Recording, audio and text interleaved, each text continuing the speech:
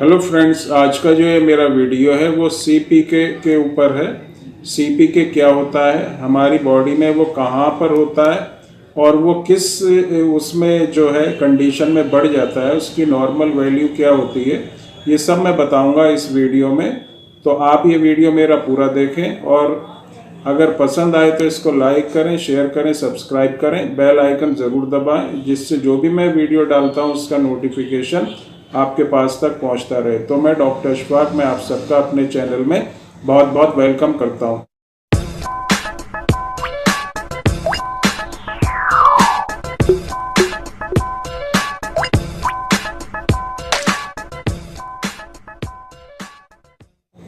दोस्तों, सीपीके यानी क्रिएटिनाइन फॉस्फोकाइनेस एक एंजाइम है जो हमारी बॉडी में होता है और ये हमारे मसल्स में, हमारे जो है ब्रेन में और हमारे हार्ट में जो है ये होता है। और इसकी जो नॉर्मल वैल्यू होती है वो 60 से लेके 180 इंटरनेशनल यूनिट पर लीटर ब्लड में होता है। जो नॉर्मल कंडीशन में है वो इसकी नॉर्मल वैल्यू इतनी होती है, नॉर्मल रेंज इतनी होती है, लेकिन कुछ कंडीशन में जो ये है बढ़ जाता है। जैसे स्पेशली मसल्स की अगर कोई प्रॉब्लम होती है, जैसे मस्कुलर डिस्ट्रॉफी, ब्रेन में अगर आपको कोई प्रॉब्लम होगी तो उसकी वजह से, हार्ट में अगर आपको प्रॉब्लम होती है, हार्ट की अगर सर्जरी हुई है तो उसमें वो बढ़ जाता है, या कोई एक्सीडेंट होता है आपका जिसमें आपके मसल्स में टूट फूट होती है तो उसमें भी ये बढ़ जाता है। इस वीडियो में जो मैं सीपीके का आपको बताऊंगा वो मस्कुलर डिस्ट्रॉफी के रिलेशन में बताऊंगा। उससे रिलेटेड जो ये है, इसकी जो वैल्यू है वो किस तरह से बढ़ती है,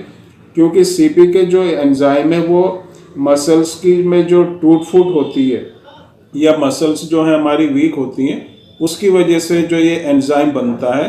और ये मसल्स में जब हमारी ब्रेकेज होती है उसमें जो है बहुत ज़्यादा नुकसान होने लगता है, उसमें श्रिंकेज होने लगती है, तो ये एंजाइम जो है बनता है और बढ़ जाता है ये एंजाइम, और इसका लीकेज जो है ब्लड में होता है जिससे इसकी जो वैल्यू है ब्लड में ज़्यादा बढ़ जाती है।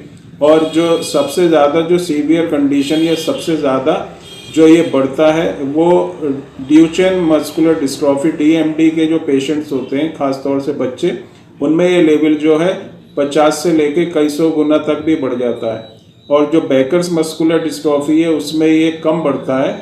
इससे पता चलता है कि डीएमडी की जो सीवियरिटी है वो ज़्यादा है बेकर्स मस्कुलर डिस्ट्रॉफी से। और ये जो सीपीके है ये जितना बढ़ेगा इसका मतलब ये है कि आपकी मसल्स में उसी हिसाब से वीकनेस है, और उसी हिसाब से जो है मसल्स में आपकी जो है वीकनेस हुई है, मसल्स में जो है टूट फूट हुई है, जिससे जो एंजाइम है वो आपके ब्लड में बढ़ गया है। इसको टेस्ट करने के लिए ब्लड का सैंपल लेते हैं और ब्लड के सैंपल में इसको देखा जाता है।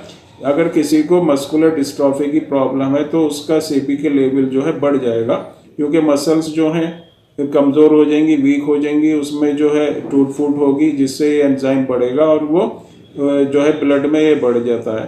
तो इसके लिए क्या है, अगर इसको आप किसी मेडिसिन से कुछ कम करते हैं तो इसका मतलब ये है कि जो मसल्स हैं उसकी जो टूट फूट है या जो उसकी वीकनेस है वो रुकती है।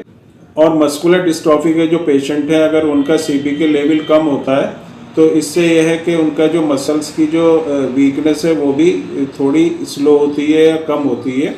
और वैसे भी ये एक बार ज़्यादा बढ़ने के बाद खुद भी थोड़ा कम हो जाता है, और कुछ नॉर्मल कंडीशन में भी जो सीपीके है वो बढ़ जाता है, जैसे कहीं पर चोट लग जाना, एक्सीडेंट हो जाना, या कोई शॉक से, या कोई आप फिजिकल एक्सरसाइज ज़्यादा करते हैं उससे भी सीपीके लेवल जो है बढ़ जाता है। लेकिन मस्कुलर डिस्ट्रॉफी को अगर हम कंफर्म कर सकते हैं एक टेस्ट से, जिसको सीपीके टेस्ट, जिसको या तो क्रिएटिनाइन फॉस्फोकाइनेस कहते हैं।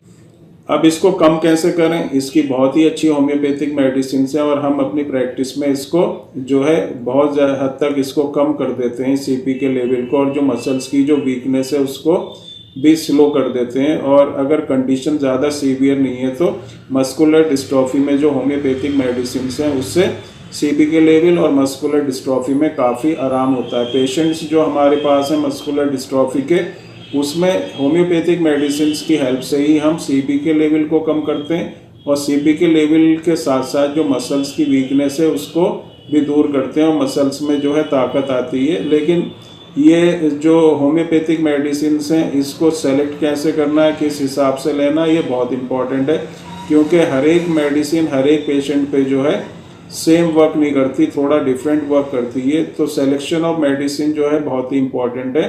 तो सीपीके जो आपका है क्रिएटिनाइन फॉस्फोकाइनेस एंजाइम का कम होना बहुत ज़रूरी है। अगर आप मस्कुलर डिस्ट्रॉफी के पेशेंट हैं और आपका सीपीके लेवल अगर कम होगा तो आपको जो ये प्रॉब्लम है इसमें भी बहुत ज़्यादा इम्प्रूवमेंट होगा। और अगर आपको इस तरह की कोई प्रॉब्लम है, मस्कुलर डिस्ट्रॉफी या आपके रिलेशन में किसी को मस्कुलर डिस्ट्रॉफी या किसी भी तरह की मस्कुलर डिस्ट्रॉफी है, तो इसमें आप जो है उसके सॉल्यूशन के लिए व्हाट्सएप नंबर पर जो है आप मुझसे कांटेक्ट कर सकते हैं और हम अपनी तरफ से पूरी कोशिश करेंगे कि आपकी जो ये प्रॉब्लम को हम सॉल्व करें और आपका जो सीपीके लेवल है क्रिएटिनाइन फॉस्फोकाइनेस जो एंजाइम है उसको भी स्लो डाउन करेंगे, उसको भी नॉर्मल लाने की कोशिश करेंगे। बहुत इफेक्टिव होम्योपैथिक मेडिसिन हैं। तो ये जो है सीपीके ये एक एंजाइम है जैसे मैंने बताया, और जो मसल्स की वीकनेस से ये हमारी बॉडी के अंदर होता तो दूसरी वजह से भी है।